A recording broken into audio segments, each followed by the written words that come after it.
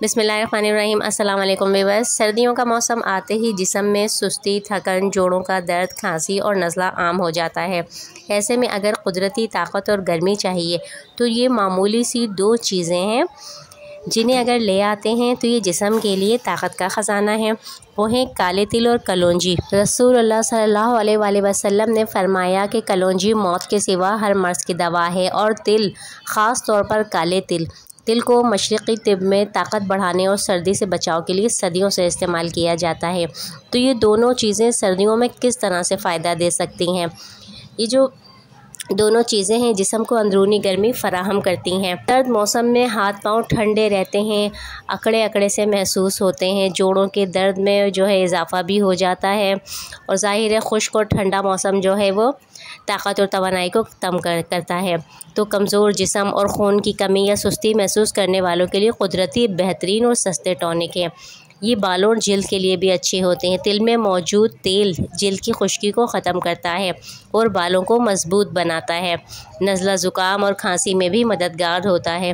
कलौंजी के जो जरासीम कश अज्जा सांस के निज़ाम को साफ़ करते हैं, मुदाफ़ियाती निज़ाम मजबूत करते हैं, जिस्म को बीमारियों के ख़िलाफ़ लड़ने की कुदरती ताकत भी देती हैं।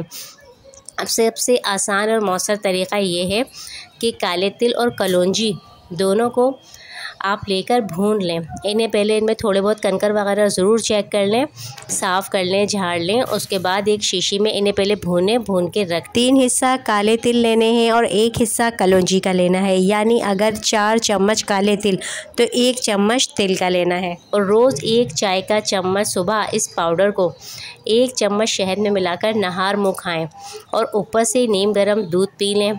और इसके अलावा दूध नहीं है तो पानी भी पी लें।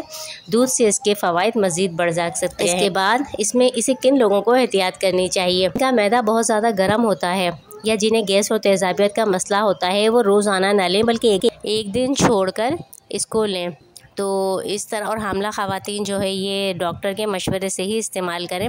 छोटे बच्चों को सिर्फ 1 चुटकी रोज़ दे सकते हैं। तो अगर आप चाहते हैं सर्दियों में सर्दी न लगे, जिस्म कमज़ोर ना हो, ना जिल्द फटे, तो ये काले तिल और कलौंजी का तरीक़ा ज़रूर आजमाएं।